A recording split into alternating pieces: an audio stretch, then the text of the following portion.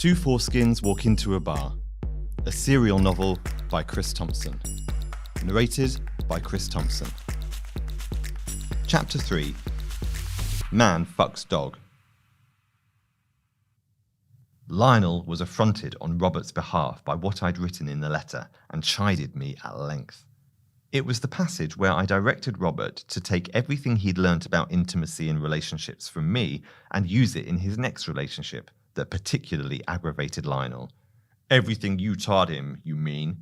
No, you taught him to love, that's what you're implying. Have you any idea how patronizing and arrogant that is?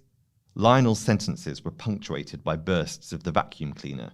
He was having gastrointestinal issues and as a result was producing rather mephitic farts. Not wanting to disrupt the flow of conversation, he would pass wind and then try and suck up the stench with the vacuum nozzle. We were in his room in downtown Brooklyn. Lionel had slimmed down his possessions to one suitcase and a pile of books. He could always be ready to leave at a moment's notice. The last 4 years of his life were characterized by itinerancy and disruption. For someone who could see things so clearly and with so much critical acuity, it surprised me that he'd lived through so much chaos. When we first met in the library, he told me that his motivation for sobriety came to him at a chemsex party where he overheard two men talking. One of them was a veterinarian and was arranging with the other guy to come to his clinic and have sex with a dog. So horrified was Lionel that his drug use had brought him into contact with such miscreants, he vowed never to touch drugs or booze again. But by then he was homeless and sleeping rough in various places around the city.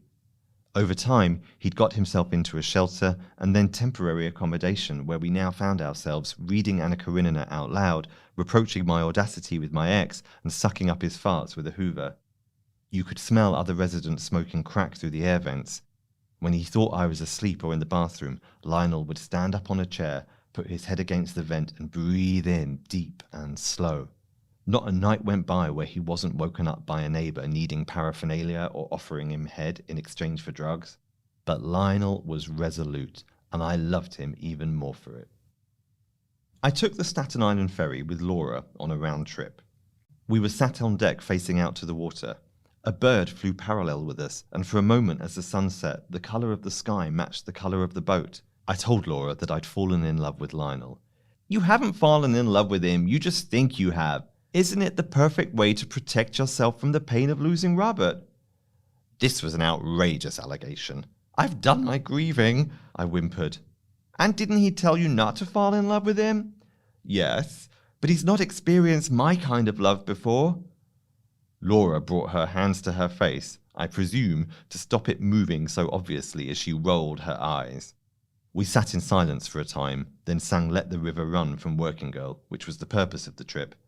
I couldn't sing full out. I felt wounded from having been penetrated so cleanly by Laura's satori. There can be this thing that you know is true. Let's call it P. P is true. But it's possible to convince yourself of not P. People do it all the time. A father who can't see his wife is abusing their son. A mother who can't see their child is a criminal. It is entirely possible to look at something in your life and say, this is not what this is. And some people are masters of it. I read in a book, I can't remember which one now, that we can only know what we can bear to know. When I was in Chicago, I saw an art installation. In the middle of the room were 3 screens showing 3 films that take place in a former Benedictine monastery outside Kassel, Germany. The artist plays with the history of the country's role in World War II by imagining these fictional tales in different times of the monastery's past. One screen shows the camp being liberated by American troops in 1945. Another shows the building being used by radicals caught up in the social upheavals of the late 1960s. And the third portrays a high school field trip to the site in the 1990s. The same actors appear in each scenario playing different roles. As I walked through it, I realized I could only watch one single film or walk amongst the screens, but there was no way to see all 3 films at once. I'd been dreaming of this art installation.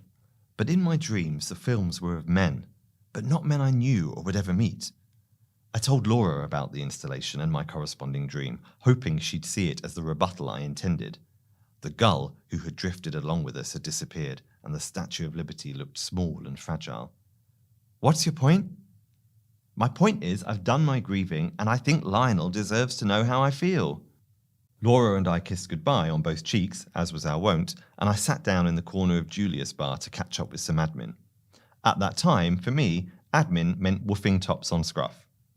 I'd been working on a joke that brought together woofing tops and the whiffing poofs. I'd been trying it out with various friends and hookups, but I couldn't land it. I was reformulating the joke when I stumbled across a profile that took my breath away.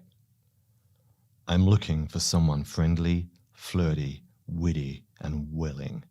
Someone who isn't afraid to be himself and nerd out. Someone who isn't afraid to be a good daddy's boy.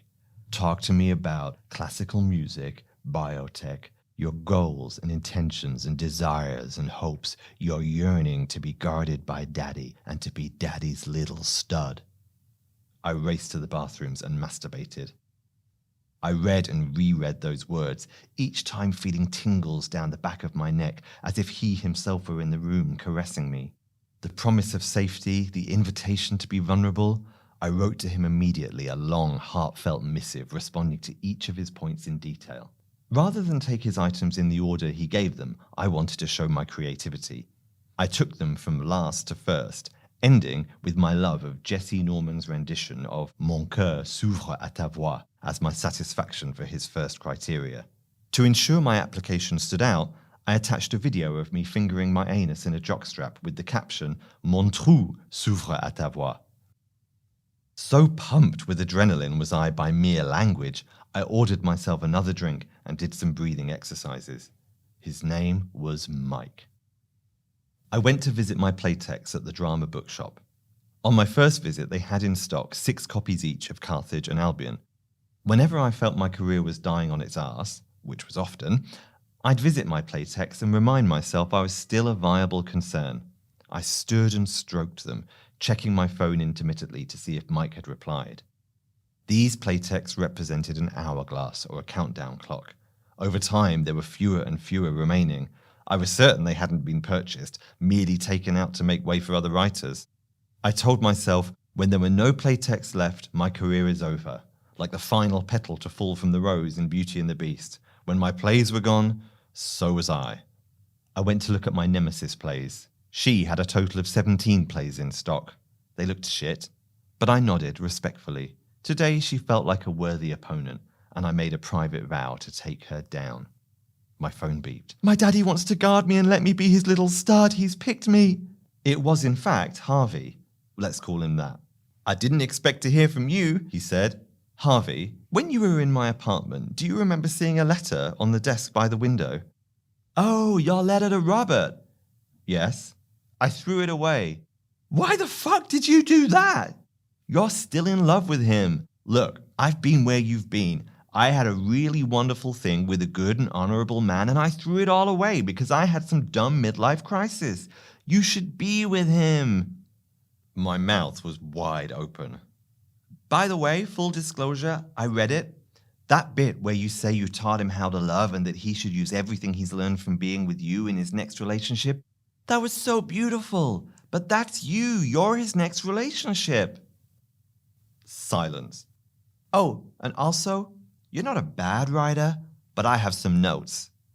I hung up. I was scandalized. That treacherous little bitch, I repeated out loud as I marched out the bar into the New York night.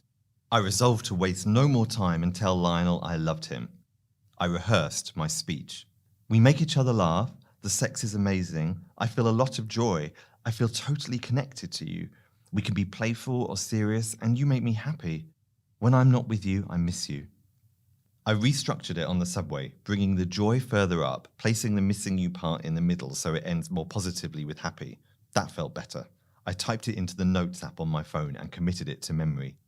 I passed a bookshop with a quotation emblazoned on its window. I am deliberate. I am afraid of nothing. I saw myself in the reflection of the glass, emerging from the darkness and mingling with the words like Pepper's ghost. Yes, I said, yes. The elevator was taking an age, so I bounded 2 steps at a time. I ran down his hallway and knocked on Lionel's door, sweating and breathless, my declaration now off book on the tip of my tongue. But there was no answer. His neighbour poked her head round her front door. Are you looking for Lionel? Yes. Have you seen him? Oh, honey. He moved out this morning. Next time on Two Foreskins Walk Into a Bar. Get in, you crazy bitch, Silvio barked. In one hand, he had the steering wheel. In the other, his hard, enormous cock.